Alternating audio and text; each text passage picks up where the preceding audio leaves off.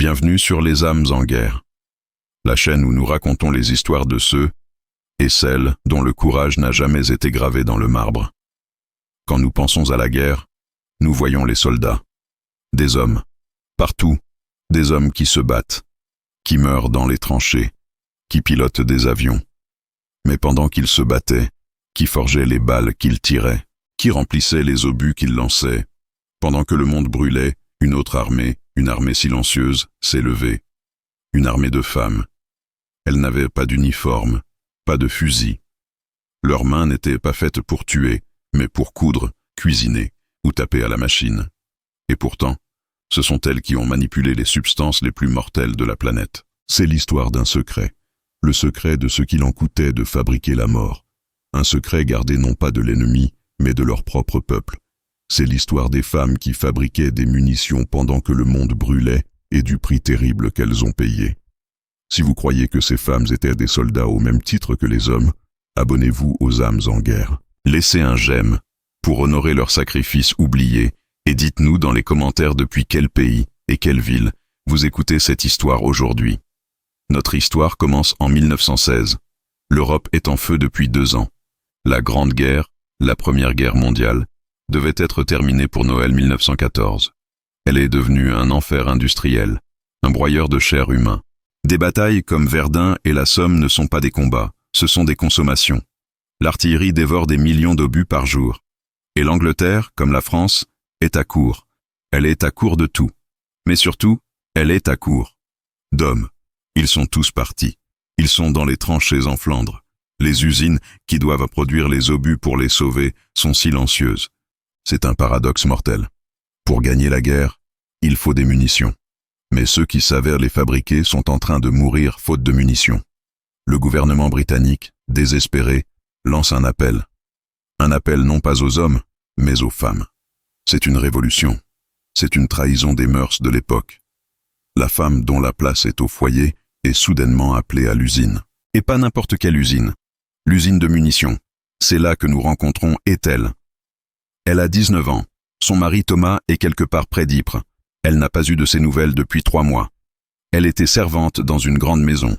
Maintenant, elle se tient, terrifiée, devant la National Filling Factory No. 6, à Chilwell. Ce n'est pas une usine, c'est une ville monstre, construite à la hâte, entourée de barbelés, gardée par des soldats. 10 000 personnes y travaillent. Et 8 000 d'entre elles sont des femmes. On les appelle les munitionnettes. Ou, plus affectueusement, les canaris. Ethel ne comprend pas pourquoi. Pas encore. Son premier jour est une descente aux enfers. Le bruit. Un clang-clang-clang métallique 24 heures sur 24 qui vous pénètre le crâne. L'odeur. Une odeur chimique, âcre, qui vous pique les yeux et vous fait tousser. Et les règles. Des règles plus strictes qu'à l'armée. Pas d'épingles à cheveux en métal. Pas de boutons en métal. Pas de soutien-gorge avec armature. Pourquoi ? Demande-t-elle à la contremaîtresse, une femme dure, Matron Chaud. Matron Chaud lui montre un obus. Ceci, ma fille, c'est de la cordite. C'est sensible. Une seule étincelle de l'électricité statique de votre corset, et vous n'êtes plus une servante. Vous êtes une tache sur le mur. Compris ? Ethel est assignée à la section Danger, la salle où l'on mélange le TNT. Elle entre. La salle est jaune. Le sol est jaune. Les murs sont jaunes. Et les femmes qui y travaillent, elles sont jaunes. Leur visage, leurs mains, leurs cheveux. Une couleur jaune-orange, maladive, spectrale. C'est le secret. Le secret que le gouvernement ne veut pas que le public sache. Le TNT, trinitrotoluène, est un poison. C'est un poison qui s'infiltre par la peau, qui attaque le foie, qui détruit les globules rouges. Il ne vous tue pas d'un coup. Il vous colore.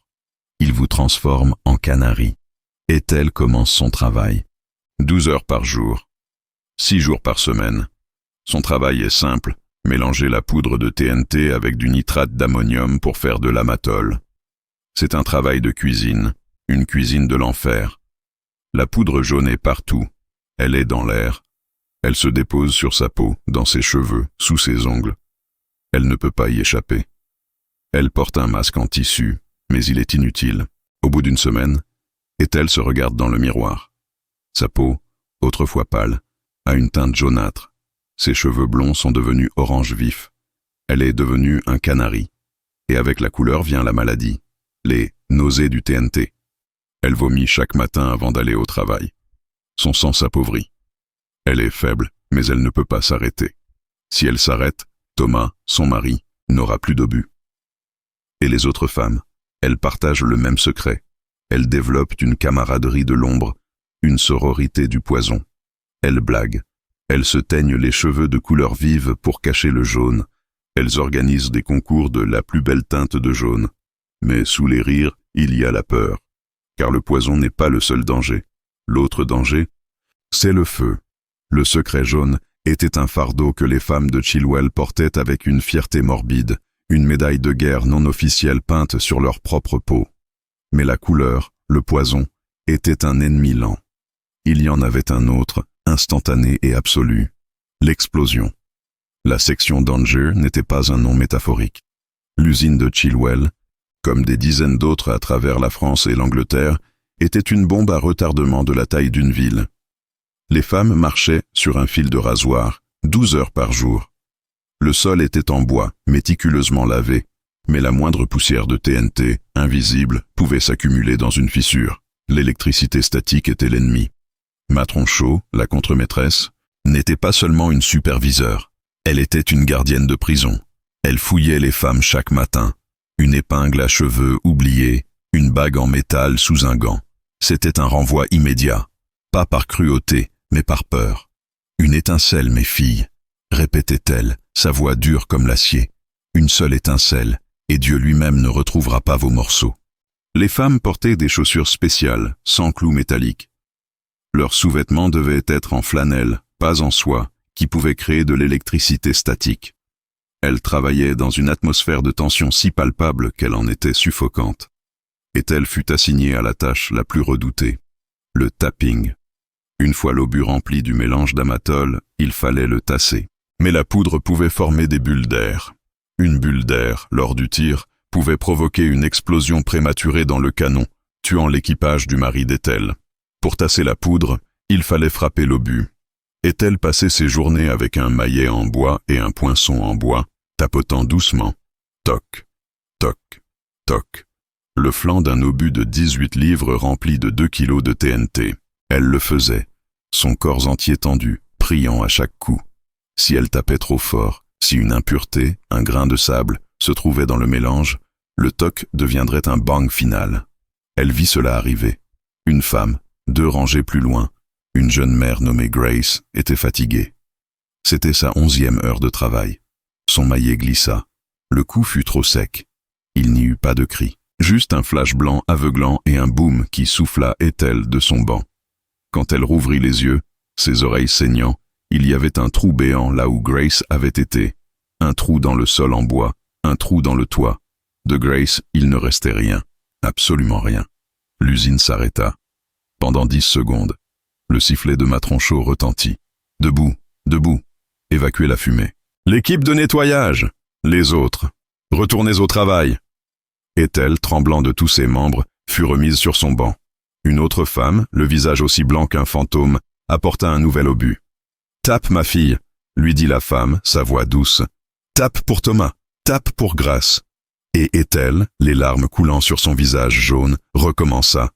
Toc, toc, toc.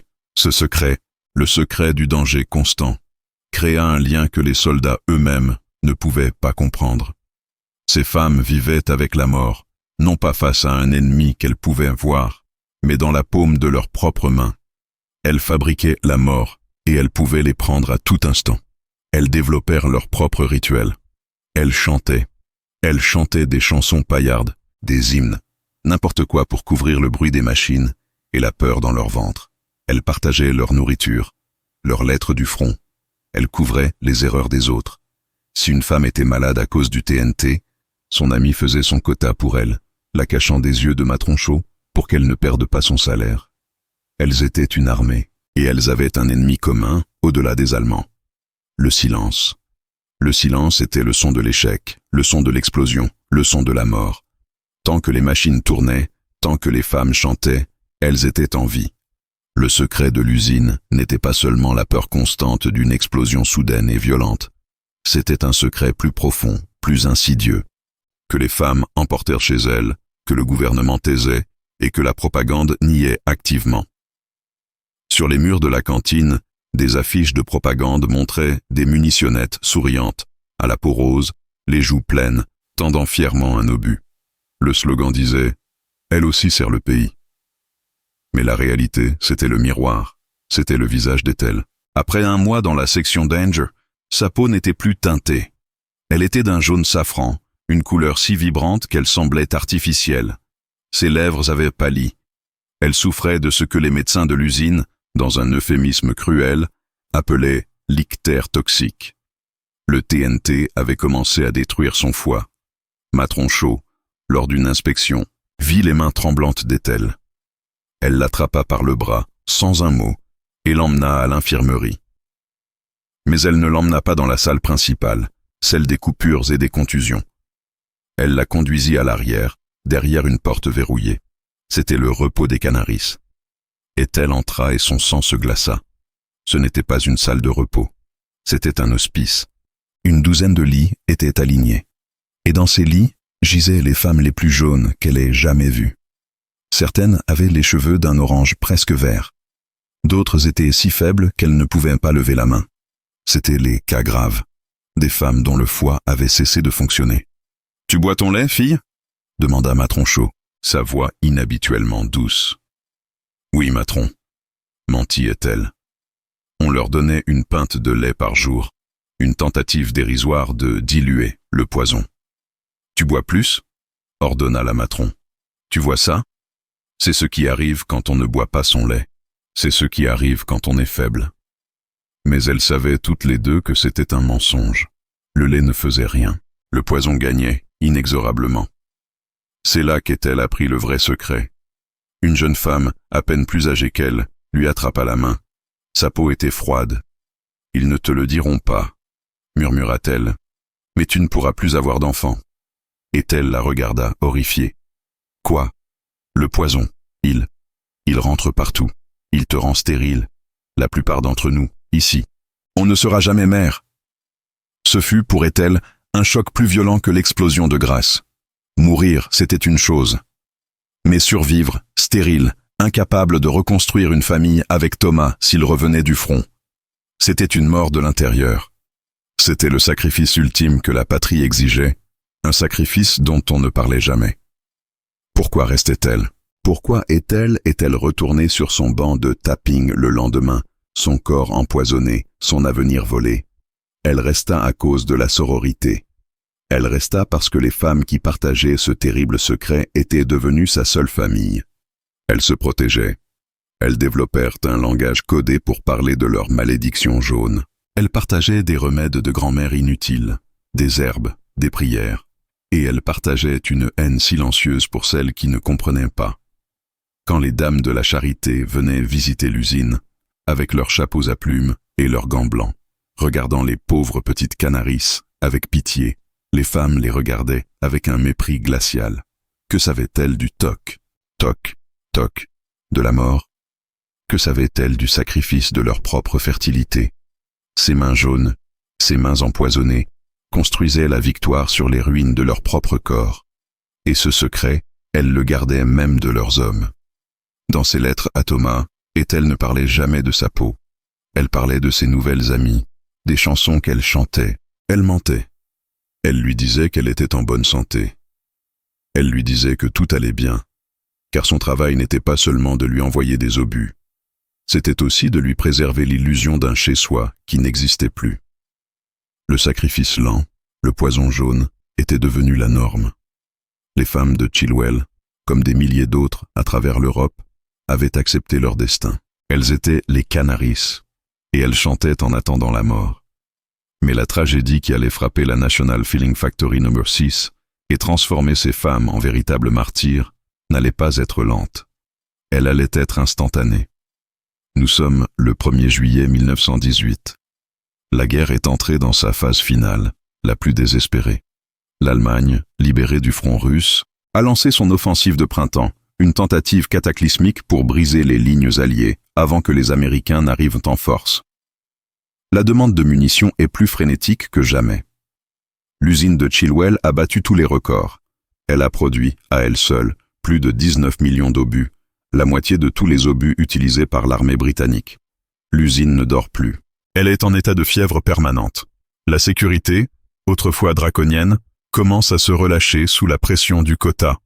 On engage de nouvelles femmes, sans formation adéquate. On court. On saute des étapes. La fatigue est si écrasante que Matronchot elle-même, qui a tenu l'usine d'une main de fer, s'endort parfois debout. Ethel est maintenant une vétérane. Elle a 21 ans. Sa peau est d'un jaune parcheminé. Elle est contre-maîtresse de la section tassage. Elle connaît le toc. Toc. Toc. Par cœur. Mais ce soir-là, quelque chose est différent. L'air est lourd, orageux.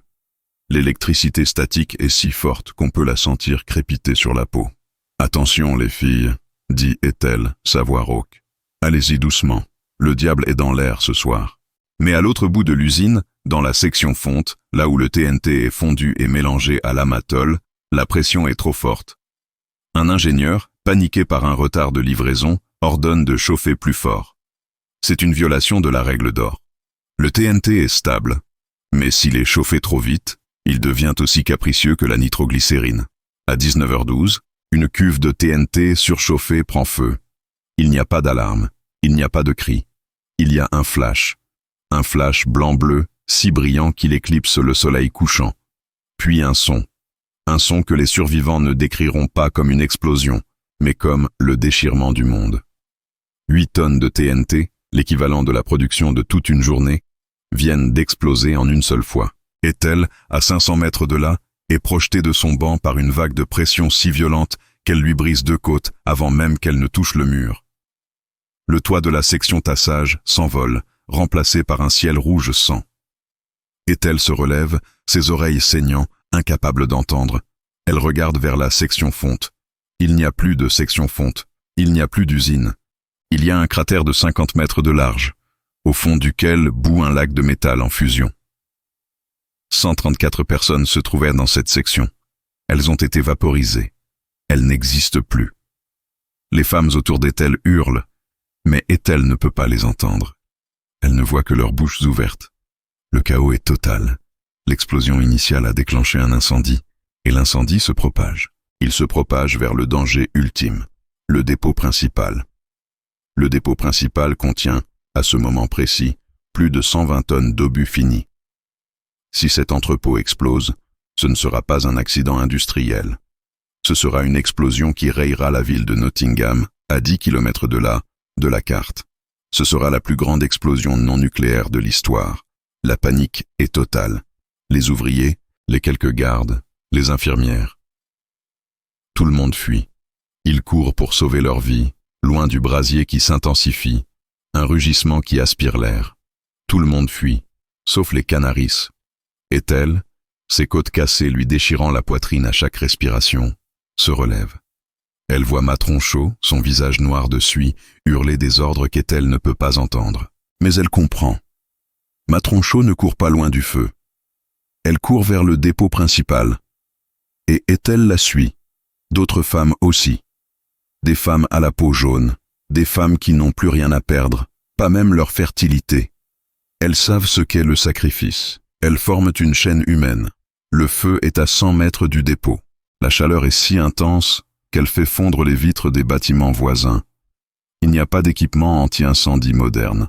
Il n'y a que des seaux d'eau et des couvertures mouillées. C'est dérisoire. C'est un suicide.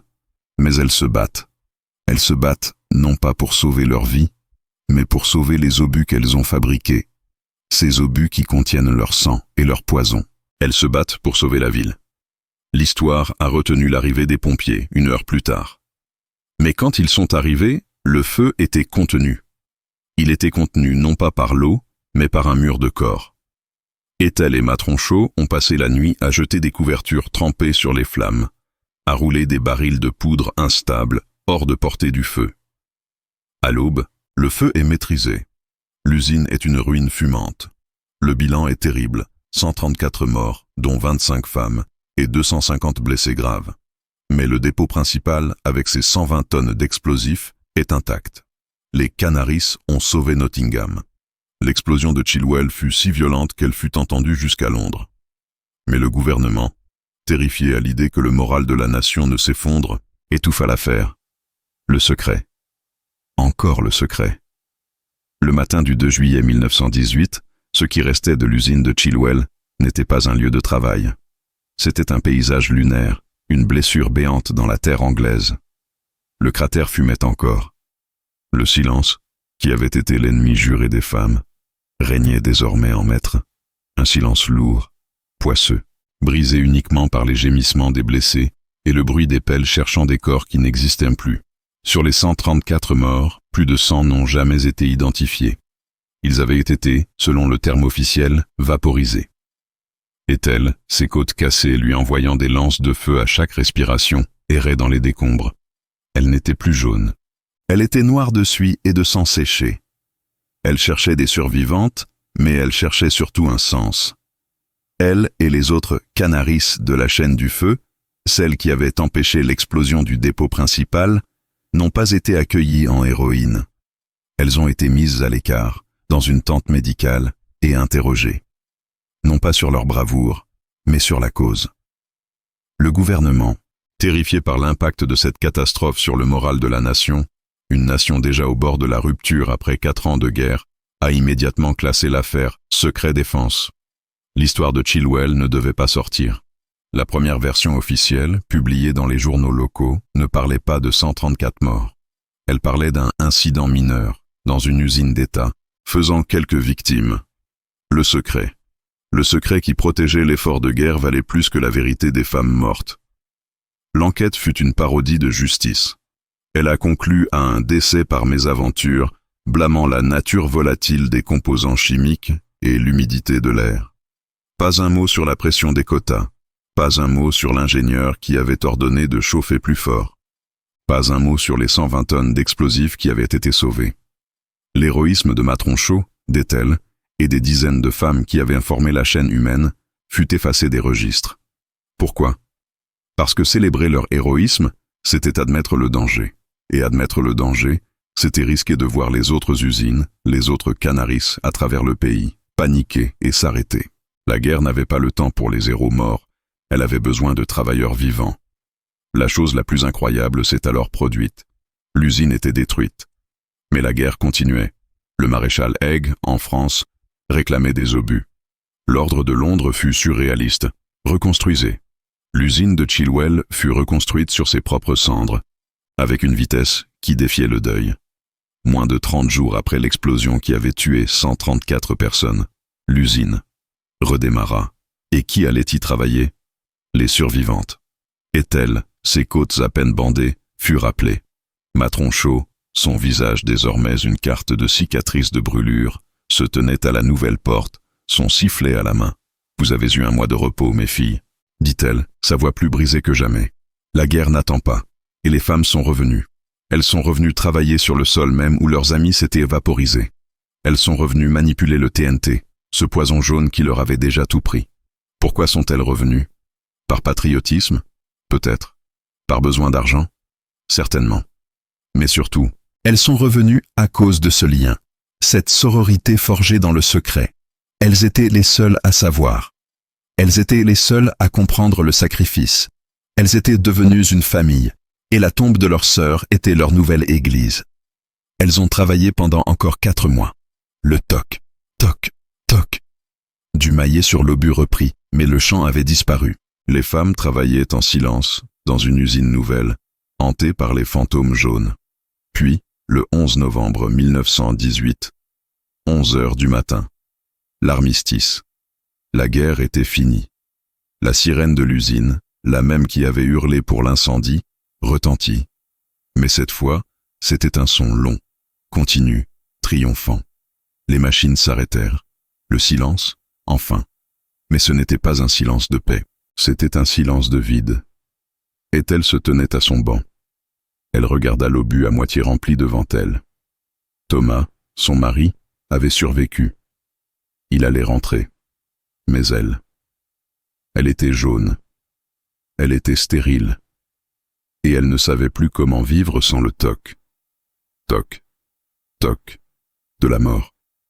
L'après-guerre fut, pour les Canaris, le secret final et le plus cruel. L'armée des hommes rentra au pays. Ils furent accueillis par des défilés, des fanfares, des médailles. Ils étaient les héros. L'armée des femmes, elle, fut simplement remerciée.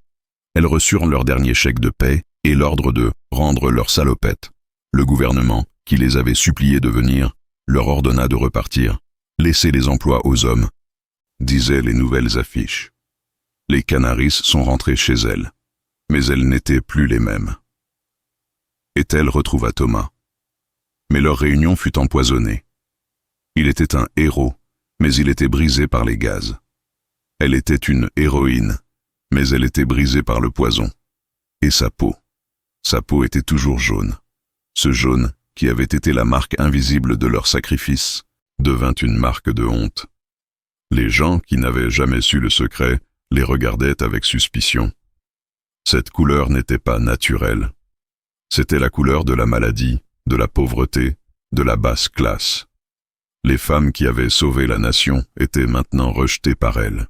Le secret qu'elles avaient gardé pour le public se retournait maintenant contre elles, mais le pire était à venir. L'ictère toxique n'était pas une maladie temporaire. Le TNT s'était fixé dans leur foie, dans leurs os. Ethel, comme des milliers d'autres, commença à souffrir d'anémie aplasique, une maladie où la moelle osseuse cesse de produire du sang. Et la stérilité, cette peur murmurée dans le repos des Canaris, était une réalité. Ethel et Thomas n'ont jamais eu d'enfants. L'explosion de l'usine avait été bruyante, mais la véritable tragédie des Canaris fut une explosion silencieuse qui s'est déroulée à l'intérieur de leur corps pendant des décennies. Ont-elles été reconnues? Non. Elles n'étaient pas des vétérans. Elles n'ont reçu aucune pension pour leurs blessures. Le gouvernement britannique a combattu leur demande d'indemnisation pendant des années, arguant que leurs conditions étaient préexistantes ou non liées au travail. C'était le dernier secret, le déni. L'histoire a retenu les suffragettes, qui ont gagné le droit de vote, en partie grâce à l'effort de guerre des femmes. Elle a retenu les soldats. Elle a retenu les poètes de guerre. Elle n'a pas retenu les Canaris. L'usine de Chilwell, elle, a reçu un mémorial, l'un des seuls du pays dédié aux travailleurs de munitions. Mais les femmes elles-mêmes, leur peau jaune, leur sacrifice de fertilité, leur courage face à l'explosion. Tout cela a été effacé.